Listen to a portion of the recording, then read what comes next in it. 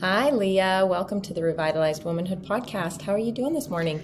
I am doing well. Thank you for having me on. Ladies, this is Leah Brueggemann, and she is from the Balancing Hormones Naturally podcast. She is also from my Revitalized Sisterhood, and I'm so lucky to have her not only as my sister, but another podcast enthusiast out in the podcasting world. It's like its own genre. If you don't do podcasting, you don't understand how chaotic it can be. Right? I know, poor Leah. I'm like running. Okay, I've dropped off the baby now. Okay, we're going to record in a minute. I'm sorry, I'm going to be about 5 minutes late. Okay, now let's do this. No, It's it all is right. what It's it our is. world. Yep. Right, it's our world. So I would like you because I am pretty much, I wouldn't say completely ignorant to your work, but I have never researched it. I do have a couple friends that I've heard them talk about minerals and things like that. But other than that, I am a noob. So introduce yourself to my listeners and explain a little bit about what you do. Yeah.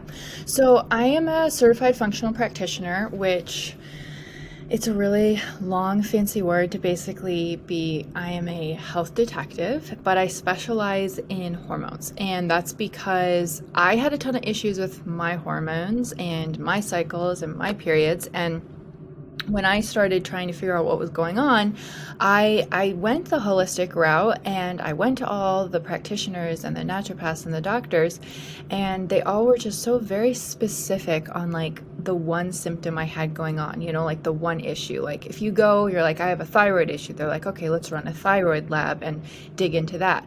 But for me, I went because I had fibroadenomas, which are benign breast tumors, if nobody knows what those are. And they just always focused on my fibroadenomas instead of asking about my cycles or, my nutrition or anything else. And I was always put on these very strict diets. You have to just go on this for like 60 days. And so that gives you a very, I feel like, disordered eating when it comes to your health. It's something I feel like you're stepping into the holistic world as a pharmaceutical band-aid, right? So when you go to Western medicine and you go, I have a headache, and they give you aspirin or they give you ibuprofen. And then I feel like a lot of people try to take that route in the holistic world where it's like, oh, you have a headache. Oh, that's fine. Let's take this like tincture and get rid of it. Or if you have period cramps, let's try and take this supplement and get rid of it. Opposed to, let's look at the lifestyle that brought us here. What is causing it? Because then that way you can truly heal instead of just trying to use herbs and supplements as your next band-aid.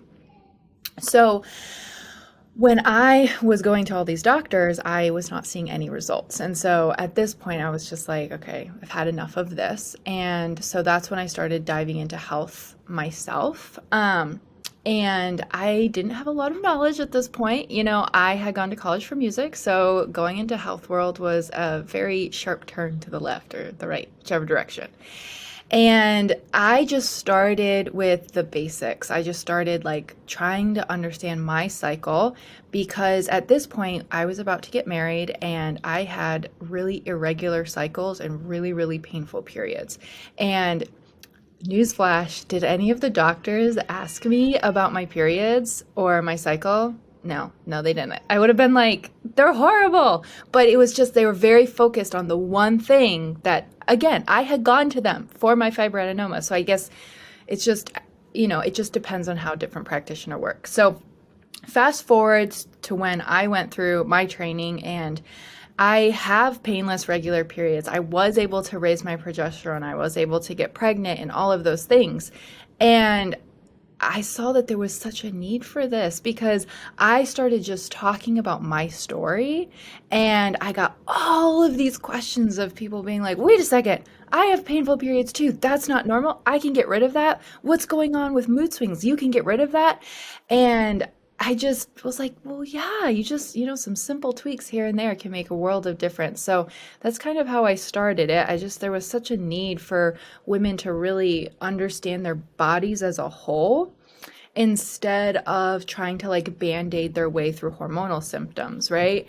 And so I really got into educating on the your period as a diagnostic tool. So understanding the 4 phases of your cycle, and then using minerals and nutrition to support the rise and fall of your hormones. So it's really looking at your body in all the glory that it is. So a woman has 4 phases to her cycle, and so often we try and treat our bodies like small men, right? Like your husband did intermittent fasting, so you're going to do intermittent fasting, right? Or he tried this diet, worked so well, so you're going to try that diet. And it's like, no, you're not a small man. You have different nutritional needs. And on top of that, your hormones fluctuate throughout your cycle. So a man has a 24-hour cycle. It goes boom, boom. Resets every morning. Testosterone's highest in the morning, like resets. While with women, ours are going to fluctuate from week to week, depending on which phase of our cycle we're in. So you're not psychotic when you're like, okay, one week I have really high libido, and then the next week I have no libido. And you immediately want to go, okay, what's wrong with me? Like, what hormones do I need? It's like, where are you in your cycle? So start to understand that. Another one is, you may have a ton of energy and you're the person that's like signs up for the marathons and you're like, I'm ready to go, because you're in your follicular phase. And that's when that estrogen's rising and you have that creativity that's just booming. And then, maybe you have to actually like commit to those social events that you decided you wanted to do 2 weeks earlier, but now you're in your luteal phase. And you kind of go, well, what's wrong with me? Like, I feel like I'm 2 different people. You're not. You just have 4 phases to your cycle. And I think understanding that and learning to work with it is so important, because you don't feel crazy and you can take back control and you can work with your hormones. And I think one of my clients said it really perfectly. So we went through the chart of her cycle and her hormones. And she said she went and showed it to her husband. She goes, look at this is what my hormones do throughout the cycle. And he goes, oh my gosh, how on earth do you fix that? And she goes, what do you mean? He goes, it just goes up and down. How do you make it straight? And she goes, it's not supposed to be straight. And I think that's the big issue that we run into, is people are trying to make us the same every day. We're trying to make ourselves the same. We go, like, if you're in corporate, you try and show up the same and be like, go, go, go, go, go all the time. Even as a mom or you're a business owner, it's go, go, go, go, go. Instead of being, okay, maybe there's certain phases of my cycle I can go, go, go. And then other phases, maybe I should pull back a little bit. And so that's why I love teaching women. That was a really long-winded answer. I love it. I love it so much. And you know what's so funny? Look what I wrote. Can you see the little up and down and up and down in the straight line? I had written that because I was like, so she's basically explaining that birth control is to remove the ups and downs and ups. And think of the word control, birth control. So it's controlling you from doing these ups and downs and ups and downs. And you're basically just a straight line now. Yeah. You know what I mean? Yeah. Depending on which birth control you are on, not all are the same. Right. But some of them, your hormones are more similar to your hormones in menopause than you are as a menstruating woman. That's crazy. No one's ever explained it that way, right? They don't explain that you're more like in your menopause, because they do say there is studies that show after being on birth control, it is harder to get pregnant. And that would make sense, because you've just tricked your body into thinking that you're going to menopause, right? That, and on top of the fact that it depletes you of so many vitamins and minerals and nutrients, it compromises your gut microbiome. But some of the vitamins and minerals that it depletes you of are the ones that you specifically need to get pregnant. So it's kind of ironic how that works. But I think that is one of the birth control frustrates me so much because it's the percentage of women that are on it for period issues and hormonal issues is astronomical. And then they have all of these side effects. And then you go back to your doctor and they're like, no way, it's the birth control. Let's just try a different one, or let's put you on another medication. And then eventually maybe you come off of it because you're just so frustrated. And now you still have all of those issues from the beginning. And now you have all the extra side effects from birth control as well. And it's just, it's so frustrating. So I love that you said you're a health detective. I think that's so amazing. And I want to touch back on your story about how your doctor was only seeing your one problem. They were so tunnel vision on this one problem that you came in for, because we have a story like that as well. My husband, which men, I don't necessarily want to throw them under the bus and say men don't usually feel their bodies, right? They don't listen to their bodies. They just kind of want the quick fix. Let's get this figured out and I'm going to move and be on my way. But my husband, he's not that way. He's very intentional about something. He went to one of our doctors to see him about, and he was just like, oh, no. Oh, no, you don't need that. Oh, you don't need to worry about that. You don't need to worry about that. Blah, blah, blah, blah, blah. And I was just like, the fact that this man is discrediting you having an intuition of your own, which women, no, people don't really discredit us when we say things like that. I think we get a lot more respect in that regard. But for a man, it's like, oh, no, you don't know what you're talking about. No. And so I feel bad. Obviously, not all doctors are that way. Right. Most of them are great, whatever. But for that situation to have happened to us, I was so frustrated, and come to find out things were, what he was saying. And it was so frustrating. And so for women, so you've heard the Chris episodes, right? Mm-hmm. Women, ladies, on the balancing hormones and how we can do that with, and he wasn't saying completely chemical. He has all natural kinds of things as well, but they are not the same as what you practice with, right? You practice with minerals, whereas he's practicing with supplements, vitamins, whatever. So explain to me, is there a way to kind of break down minerals for dummies? Mm-hmm. So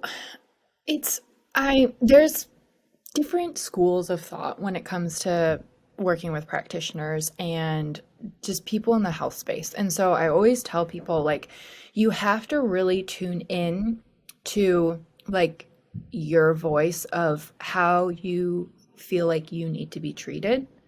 Because oftentimes I will have clients come to me and they're like, hey, these are my issues. These are all the practitioners I've worked with. I liked this. I didn't like this. Like, what else can I do? And I think that if you do your research in the very beginning and go, okay, like, I really like this practitioner's approach, so I'm going to save and I'm going to work with them, opposed to like, not all practitioners are created equal in what they do. And so if you go to a practitioner and you're like, okay, you are in the holistic field, I don't really like that you want me to do blah, blah, blah, but you're in the holistic field, I'm working with you, so I'm going to do it. And then you're kind of fighting it the whole process. Everybody kind of has their own take or their own approach. I think there are multiple ways to skin a cat, but so you really have to go to the one that speaks to you. And one of the things that I am very vehemently adamant about is that if your hormones are off, supplementing with hormones isn't going to fix the issue. The issue is going to crop up somewhere else. And the reason why I say that is because something caused those hormones to be off in the first place. So the biggest one that I see often, for example, is progesterone. And progesterone creams, progesterone supplementation is like just this huge thing in the holistic world. Like, you have painful periods, you have estrogen dominance, like, here, let's give you progesterone cream and it will solve all of your issues. Now, if you're pregnant and you have low progesterone, please get your little tush to the doctor and get on progesterone. This is not the time to figure out why you have low progesterone. Go get on progesterone. But if you are just, living your life, you're not pregnant, and you have a lot of symptoms of low progesterone, if you go on progesterone, it may fix some of those issues, but they're going to crop up somewhere else because something's causing you to have low progesterone. And just by giving your body progesterone, you're not fixing the root issue.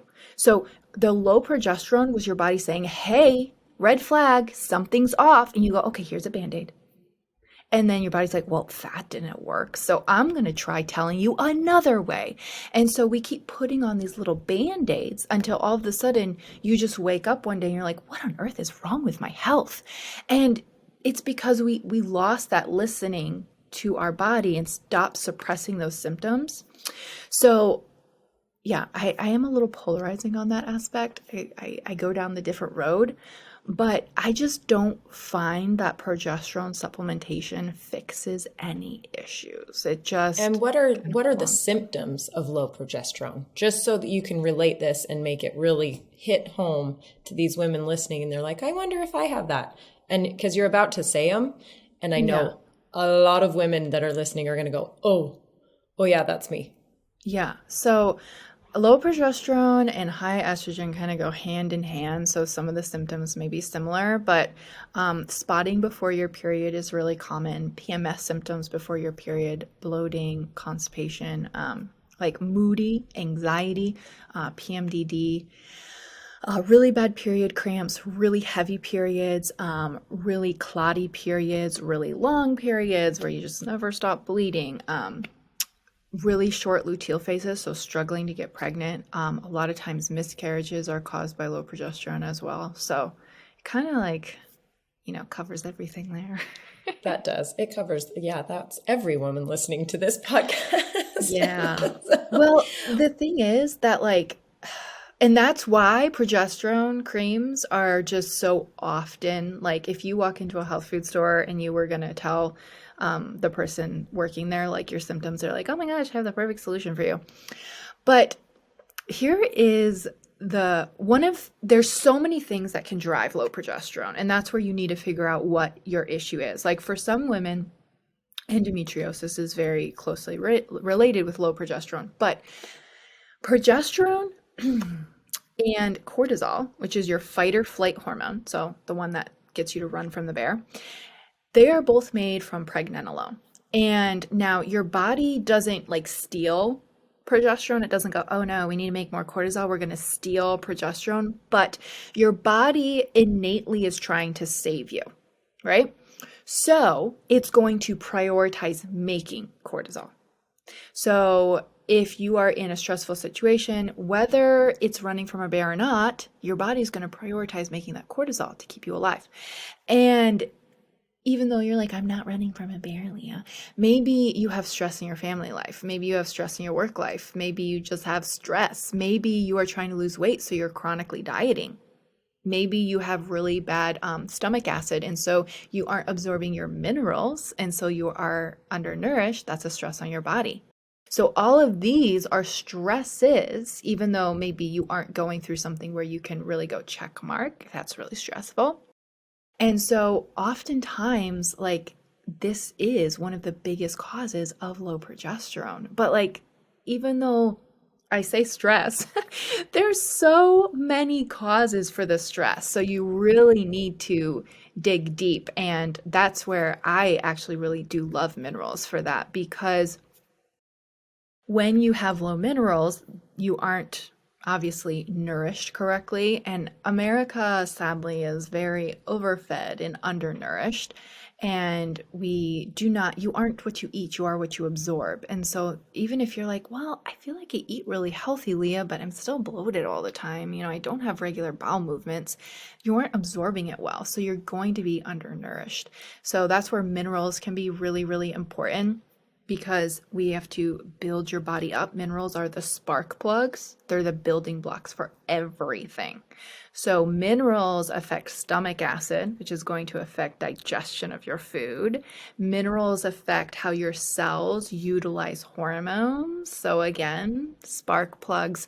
So they're building everything up. So I find if you're going to start with nothing, well, I do think you should start with blood sugar balance, but that's another topic. But if you're going to start with anything in terms of working with somebody or, diving into a test to see what's going on, I would start with your minerals, because they are your building blocks. And you can try and be super fancy. And I do run hormone panels for women all the time, but first I run a mineral panel, because they're your building blocks. So if you're thinking about your minerals, I don't know, if you were just going to think of a mineral, what's one that pops to your head?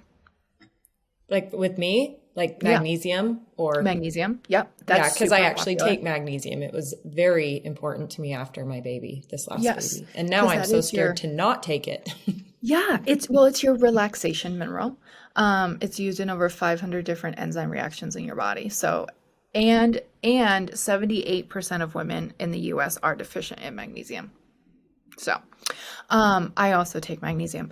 So when you look at your minerals, you have four main ones. So you have calcium, magnesium, sodium, and potassium. And when you run like a hair mineral analysis, or you're going to look at your minerals, there's a ton of them, right? There's copper, there's iron, there's zinc, there's cobalt, there's so many. But you need to start with your primary, which are your four. And the reason why is you can get super fancy and try and supplement all the secondary and tertiary minerals, but they're going to all shift as you get those four into balance. So you want to start with your primary, and then you kind of like build from there. So calcium, and I'm not actually suggesting that any of you go out and just randomly start supplementing. Right. But I need these four things now. yes, don't do that, because for some people, and I see this a lot actually after in postpartum, is calcium I will see as a loss in your hair test. So hair and blood tests are very different when it comes to your minerals. So if you're like, oh my gosh, like my numbers look completely different on my blood test. No. This really only applies to a hair test. You can have calcium loss, where your body's pushing it out into your hair and your arteries instead of into your bones and your teeth. And this typically will happen with a trauma, whether big T or little t trauma. And I am going to 100% say that, like, I think that labor and pregnancy is a completely natural thing. I'm not saying that that's what's causing trauma. I know in where your you're body. going with this. Yeah, but a lot of times you don't have the pregnancy or the labor and birth that you wanted, and that is traumatic on you. And your body will form a calcium shell, and it will push out that calcium as a way of protecting you, because calcium is a numbing mineral. So that's why I don't recommend just going, oh, I have symptoms of low calcium, let me supplement, because it may not be low calcium, it may be calcium loss. And therefore, supplementing with calcium is going to make it worse. Okay, so in that case, you really need to know, how do I break that calcium shell and increase my absorption? Because calcium, a lot of times, when you have symptoms of low calcium, you'll have like struggling to lose weight, maybe kidney stones, maybe like you'll have a lot of symptoms of hypothyroidism, and you're like, oh my gosh, that's me. I need to supplement with calcium, but it could be calcium loss. Same thing with magnesium. Those symptoms will waffle back and forth depending on like what you're needing. But magnesium, okay, I'm going to say that every primary mineral is my favorite. Because I realize that when I send out like video analysis for my clients, I'm like, this is my favorite one. I'm like, wait, I said that last time too. But the four are so important. So magnesium is used in over 500 different enzyme reactions in your body. It's your relaxation mineral. It's also like helps stabilize your blood sugar. So like if you are PMSing, you have symptoms of hypothyroidism, you have hot and cold hands, that's what I was looking for. Maybe you have trouble sleeping, bloating, all that could be magnesium. But again, you have to make sure you're absorbing it.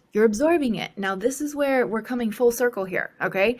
So in order to absorb your magnesium well, you need a mineral called potassium, which is one of your four main minerals.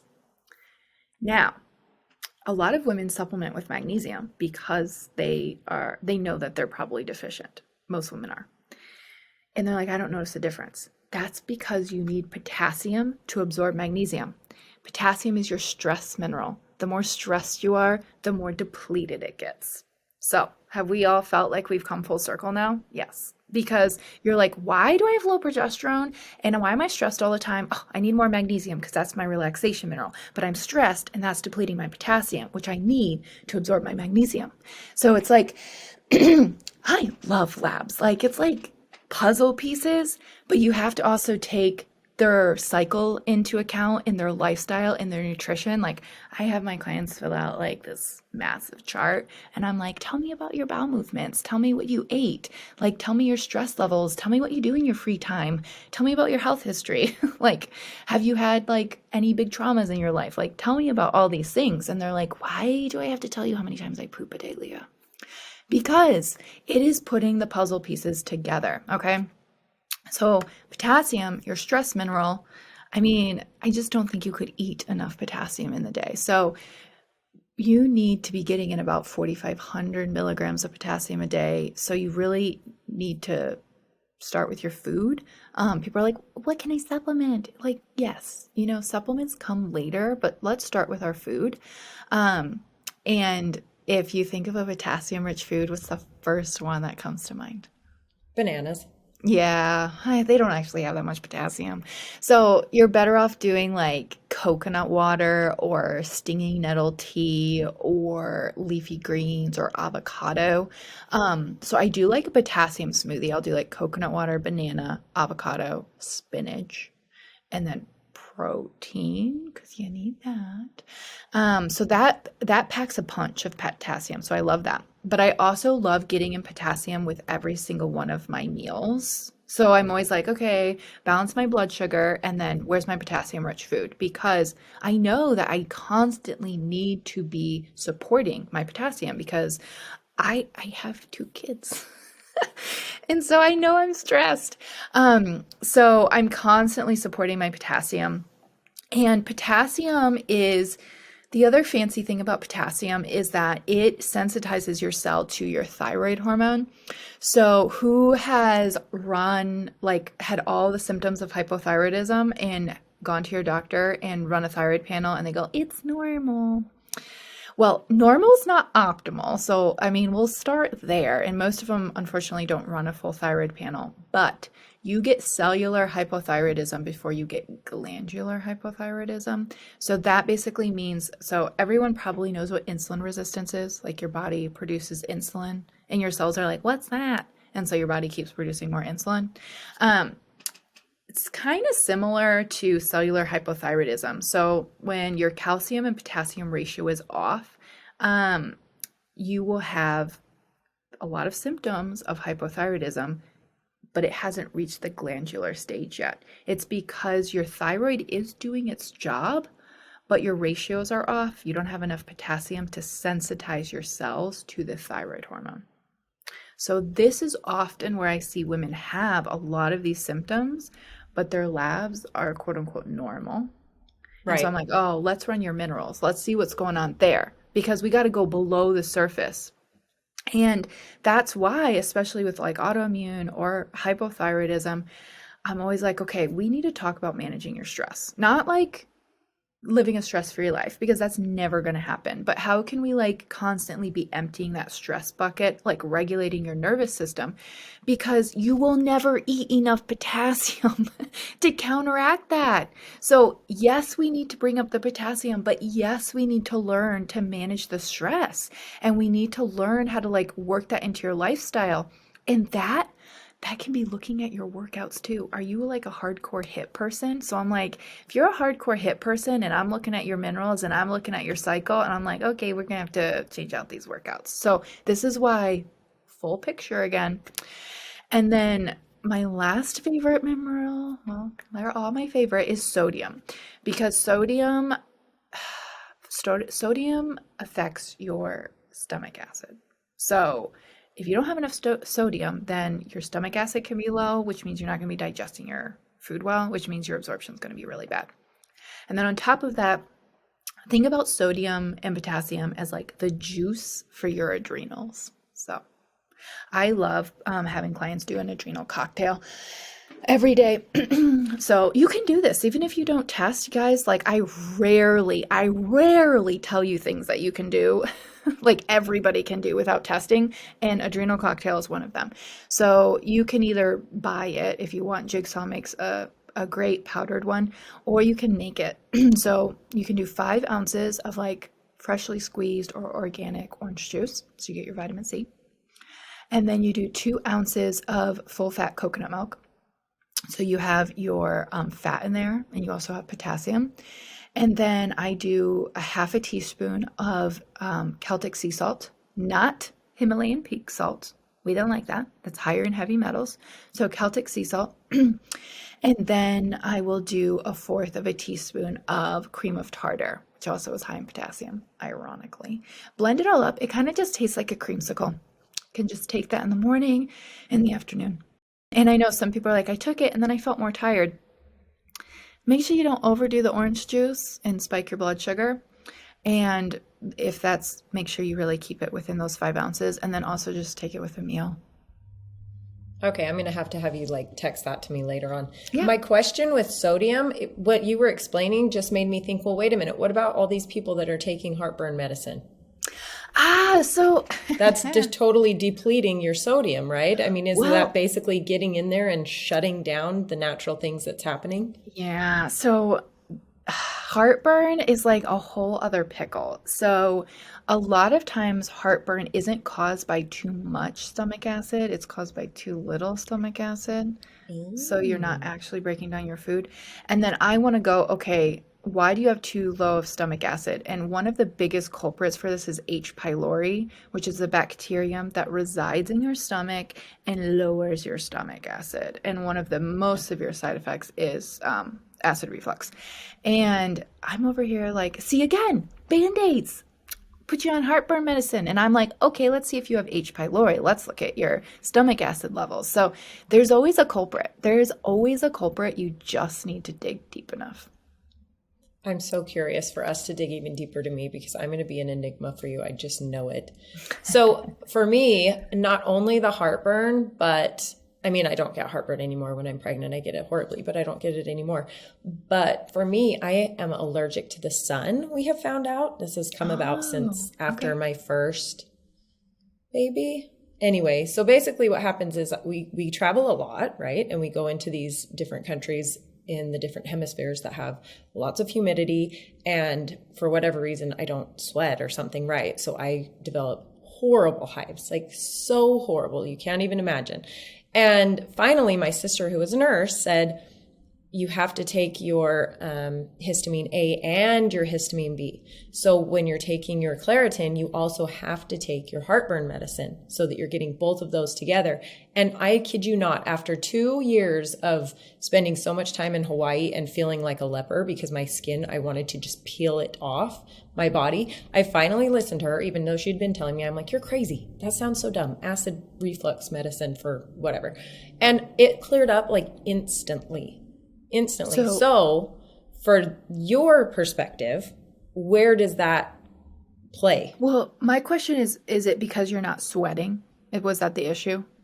I think so. I think it's because it's not coming, or my pores don't release whatever, for whatever reason, they don't open up or whatever. But so I developed the hives.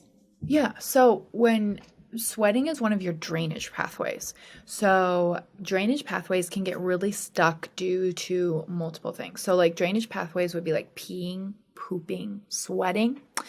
And I have had clients very similar. They're like, I can work out, I can do HIIT, I can do all these things and I don't sweat. So what that is a sluggish lymph. Your lymph doesn't like move itself. You need to pump it. Like you need to get your lymph moving. And so, obviously we want to figure out, okay, where did things go wrong here, right? Was it lack of certain nutrients, that got things stuck and your liver was like, I just can't move these things. And then it just was a catastrophe, like domino effect. Or for some that I often see, like is mold illness, which like that's like a whole massive topic all by itself. But when you have a sluggish lymph, like you want to dig, figure out why, but you want to move your lymph. So like you can do lymphatic massage, you can do self-lymphatic massage, like you have that pump, you can do massage here. Your lymph is like right under your skin. Hot, cold showers move it along. Dry brushing moves it along. Starting to do saunas like slowly. Those are all some ways to start to move it a little bit. But yeah, I've had a lot of clients actually that don't sweat. And they are just like, oh, I thought I was blessed. It's true because you think that way until you get these hives and you will not feel blessed whatsoever. Yeah. That's crazy. When you were saying the massaging the lymph, is that like those things that they have now for breastfeeding moms that help you drop your milk? Drop your water. Help you drop your water. No, is that right there? Because there's these new massagers that's what it's for, and it helps you drop your Yeah, milk. that is for your milk. No, I wouldn't say that's really for lymph. So lymph is really light. So I always start, when you start with a lymph massage, you always want to start here with like the pump. And so like you just can do this like 40 times lightly, but then like you have them here, you have them like here, down here. So, I mean, I would literally start with like dry brushing, and that would be a great way to start. I love hot cold showers for that, but like, some people want to shoot me when I say that. So, like, maybe start with the dry brushing. Trampoline is another great way. Like, rebounding is it's like a lymph pump. That's a great way to do it. Hyperpressive breath work is another great way to move your lymph. I actually learned that from my pelvic floor therapist. So she specializes in uterine placement with hypopressive training. And she's like, this is like a great lymphatic massage. And I'm like, oh, great. 2 birds with 1 stone. Right, exactly. I know we talked about that needs to be, we were talking about pelvic floor lessons, learning. Yeah, so important. Education. There we go. That's the word. It's a little early.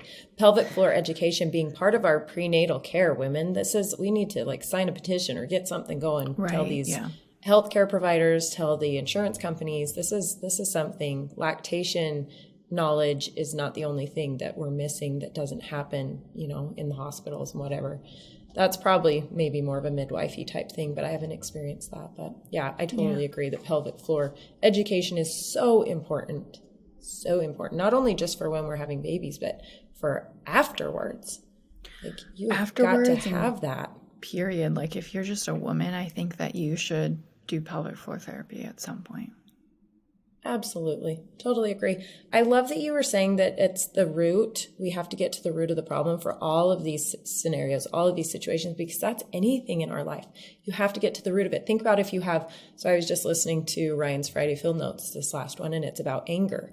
And he talks about, well, what's the root of the anger? Where's it coming from? Someone cuts you off driving, road rage you're not actually mad at this person that cut you off. Yeah, it's irritating. But to get to the point of actual road rage where these people are getting out of their cars and like fist fighting or whatever, it's like, whoa, what's going on behind the scenes? What was building up to create this problem? So I love that you're talking about that as far as in our health and in our physical bodies, not just our mental, right? It's full circle that way. You always have to get to the root of it. It is. Well, I know when I just talked to you last, because of course, ladies, I'm so lucky I get her at my full, what's the word? I talk to you a lot. I get her. Okay? I get Leah. So we were talking about the fact that I'm on an IUD, and she was like, sorry for you. First things first, get rid of that thing. And I'm like, oh, no. I would go home and tell my husband, Leah said, get rid of your IUD, and he'd probably come to your house. Because actually, I'm like, hey, let's get rid of it. And he's like, oh, no. So where... I think I was kind of getting to this with you when I was talking to you about it. Where would you start for women like that are a little too nervous to go the full, let's figure out what my actual 4 cycles are yet? So, well, the same thing I told you. I'm like, you have to start with your goals, right? So I do have a lot of women when they're like, hey, I want to do the hormone reset, or I want to work with you, but like, I don't want to get off my birth control. And I'm like, okay, well, what are your goals? And I'm like, okay, let me hear your goals first, because like some of them, I'm going to be honest, are completely impossible while you are on birth control. So I'm like, let's see what your goals are first. And then you have to kind of be like, okay, do I want to do a complete 180, or like, am I okay if my symptoms are like 25% better, right? Because you can never do a complete 180 and be completely balanced on birth control, because it's suppressing your natural hormones. So I have a lot of women, when I talk about cycle syncing online, they're like, oh my gosh, can I do this on birth control? I'm like, you can, Like, just for the fun of it, you can, but you aren't going to see the same effects because it's working with your natural cycle. But birth control does compromise your gut microbiome, and it does deplete you of many vitamins and minerals. So I actually don't even recommend coming off cold turkey because you just kind of like come off a hormone cliff. So I recommend, like, before coming off, let's start supporting that gut microbiome. Let's start replenishing those vitamins and minerals. And let's actually help your body find a rhythm, because your reproductive system is adaptive. And so you're going to kind of establish this rhythm. And so then you come off of birth control and you're like, hey, look, buddy, I kind of got this like pattern going for you. You can just fall in line. And so that's how I've helped a lot of women come off of birth control without the horrible side effects and without like just not having their cycle for years. Because like I've had so many women come to me, they're like, I've been off birth control for a year and I still don't have my period. And my doctor just said like I could come off and get pregnant the next month. And I'm like, no, yeah, let's not do that. So first of all, I would say don't come off cold turkey. You really, really want to prep. You really, really want to replenish. But then I would just kind of like take a look at your goals and be like, okay, like, you know, am I happy with like just kind of getting these symptoms a little bit better, or am I really looking for a complete turnaround? And you really have to, I don't know, assess it. right. I know. Okay. So let's say, so my goal is not a 180 right now because that's fine for me. So let's say I come to you and I say, okay, I'm having problems sleeping through the whole night, which I mean, let's take into account also that I have a 2-year-old in my bed with me that still thinks that I'm a pacifier. But if I didn't, yeah, that would do it. That's it.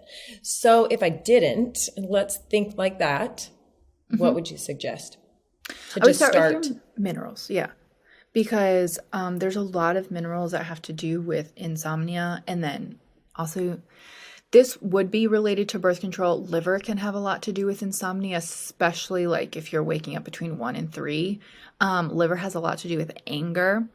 And liver definitely does get congested and compromised on birth control. So there is that. Well, you just hit on the other one. Yeah, I was going to say you hit on the other one because, you know, I've got my most common complaint is these bouts of mom rage where my family will be doing random things and I'm just like, why are you doing that? And they're like, ee. And my husband's like, whoa. And I'm like, I don't know why that came out that way. Liver is big, but you know what? I'm going to give you something that like everybody can do no matter what stage of life you're in, and it will help with your moods. And that is balancing your blood sugar. I know everybody's like, I don't have to balance my blood sugar. I'm not a diabetic, Leah. Everybody needs to balance your blood sugar because let me break this down for you. In the pyramid of hormones, Leah likes to think, no, it's not just Leah. It really is important.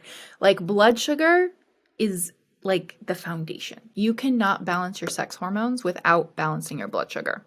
And the reason why is if you're going on a blood sugar roller coaster, you're also going on a cortisol roller coaster because every time your blood sugar gets too low, if you are not a diabetic, right, your body goes, oh, let's bring that up. Cortisol brings up blood sugar. What does cortisol also do? Cortisol, you guys, if you remember, it's like a quiz, is your fight or flight hormone, right? And so then what are we doing to our progesterone? You know, like we are coming full circle here. So balancing your blood sugar is one of those first steps. And you can literally do that by just protein, fat, carb, every snack, every meal. And so I don't have my like handy dandy chart. So you just imagine your plate here. You want to think about half your plate being fiber or veggies, and then a quarter of your plate being protein, and then a quarter of your plate being fat and carb. You want to be eating within like 30 to 60 minutes of waking. And if you're like, I'm not hungry when I wake up, Leah, that's because you have a blood sugar imbalance and your body's already like basically catabolic and breaking down your body. Intermittent fasting, great with men, you guys. I know we touched on this, great with men. If you're a menstruating woman, please don't do intermittent fasting. Murders your adrenals. So protein, fat, carb, every snack, every meal. And then I'll give you an extra bonus there. If you actually eat your veggies first and then your protein and then in your fat and then your carb, you'll actually have a more stable glucose response because of how your body's breaking down the food. So you start with the fiber first. So that can be really useful, especially if you have like insulin resistance or you are pre-diabetic. But if you are just neither of those, I want you to try that for a week and report back to me like how much more energy you have and how much more stable your moods are. Like the amount of, I actually get a lot of messages from women and they're like, you saved my marriage. And I'm like, that's amazing. But I'm not a marriage counselor. But when you can like stabilize those moods, you guys, it is like a world of difference with your marriage and your kids and your family, and starts with your blood sugar balance. I get what they're saying. We all get what they're saying, because not only the blood sugar fixing your moods, you already touched on it, that it's your sex drive as well. That's going to be depleted.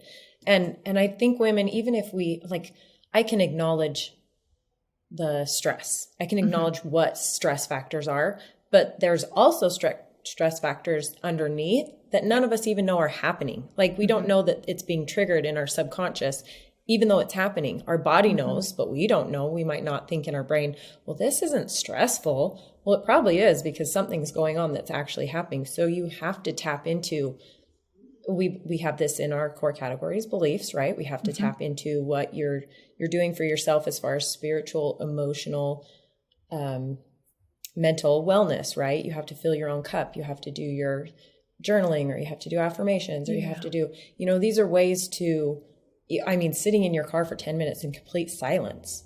You shut your eyes even. I don't care what you do, but these are things that will help bring that level down, so your body's not in this constant, which women's bodies are in this constant fight or flight always, I feel like, because we're constantly trying to juggle everything and add more on our plate. And the husband calls and says, can you do this too? I told you about my morning already. It's like, and then he's like, can you come meet me at Home Depot? And I'm like, well, I have a call at 11 too. So I can. Yeah. It's like, why do we feel like we have to say yes to everything? Start saying no, setting boundaries. That's part of our beliefs. That's part of bringing that level down, so that you don't have to have these roller coasters that we all like to make fun of. Everybody says, oh, this roller coaster, it's a woman. It's like, yeah, well, that's what it is. But there's a way to not have them be so dramatic. And I am definitely of the culture. I said earlier that I would be your enigma, and actually I take that back. You would look at my stuff and be like, I see every problem and I know exactly how to fix everything, because I am literally, I said this with Chris too. I eat like a 12-year-old boy, right? And I can go the whole day without, because I'm running and running and running like so many women.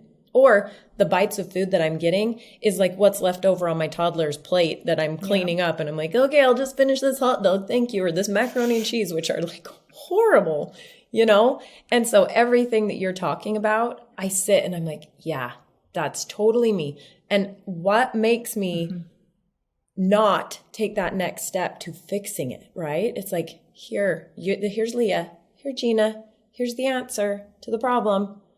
Do something about it. And I'm like, oh, I just can't. I'm too busy. I'm too everything. Yeah. What is the problem? It's like, how important is this to you, ladies and husbands? Yeah. If you're listening, how important is this to you for your women to be mindful that they need to stop and slow down and eat, and take care of themselves and fill their own cup, because they're constantly pouring empty cups into everybody else. And that's burnout. So I'm working with a client right now, and she was like, I prayed for you like years ago. She didn't know me years ago. She was like, but I was praying, and who knew that you were the answer to my prayer? But a lot of times it takes a while to get sick enough to prioritize it, unfortunately. So you're just at the point where you're like, okay, this is annoying, but I'm not at the point where I'm willing to make those changes. And so I think that's important, though, to kind of like look in, because if we do keep ignoring it, it's like, would it be frustrating? Would it maybe be a little bit annoying? Because would our whole family maybe have to like make a few shifts? Yes. But would it be easier than me like crashing and burning 3 years from now? So it's kind of like, and I get the women once they've crashed and burned, right? And they're like, I've had women with like 7 kids, 8 kids. And They're like, I am dragging myself through the day. Like, I have nothing left to give for my kids. I am so tired. I feel like I need to take a nap, but I have no time to take a nap. And my husband is literally like, please find something, because they're just so depleted. And I think all women, like you said, they're givers. But like, if you are a mom, I think that dial goes up a little bit more. And you really forget to like check in and see, because I often hear that. I'm like, we're going to do a food journal because you may think that you eat really well. And healthy, I think, is relative. Like, everybody has like their own idea of healthy. So when someone's like, I eat really healthy, I don't know why I feel this way. I'm like, well, let's do a food journal. And oftentimes we're like, I eat really, really well. Today was an off day, Leah, because I had to run out of the door. And so I wasn't able to grab breakfast. So I just grabbed like the rest of my son's like snack bar. And I'm like, oh, okay. And they're like, and then the next day, like, I really do eat healthy, but like, we just had to go to this event, and like, I get this a lot. It's like, we really do eat healthy, but like every day something has come up, and it's like, at what point do we just be like, okay, no, actually, this is my reality. Do I wish I ate really healthy? Is that my end goal? Yes. But in reality, let's like start with where I actually am, because then you can build from there. Oh yeah, that totally makes sense. We lie to ourselves almost. We like to tell ourselves that we do these things. Like, I do drink all my water. I drink enough water. Yeah. And then at the end of the night, our lips are so chapped and it's our dry skin. And we're like, wait a minute. Nope, I'm really not drinking enough water. Yeah. It's the stories we tell ourselves. Mm-hmm. Well, I cannot. I'm so fascinated by everything you're talking about. Everybody's probably like, gosh, that Gina, is this her podcast? She's not saying a word. And I'm just like, tell me more, Leah. Tell me I also more. talk a lot, so. That's okay. It makes my job a lot easier. But it does help that I'm writing down notes as fast as you can spit them out. Hey, so I'm really interested in that cocktail, which, ladies, I'm going to put the recipe that she told us in the show notes. And that was one you were saying was like a daily thing. You kind of went in from one thing to that all of a sudden. And I'm like, wait a minute, she's telling me some like magic unicorn potion and I need to hear this. But so that's something that, remind me again what it does for you every day, that you're taking this every day. Yeah, is that for your blood sugars? No. So it's called an adrenal cocktail, and it has your potassium and vitamin C and sodium, which are like the 3 nutrients that your adrenals need. So that's what that's for. Oh, that's what you were saying, that everybody can just do that. That's kind of just like the little basic like starter kit for. Yeah, everybody can do it. I mean, I get the people that are like, I'm allergic to orange juice. And I'm like, okay, well, get some other vitamin C rich thing, like troubleshoot, you can do that. Work it out for me, Leah. I know.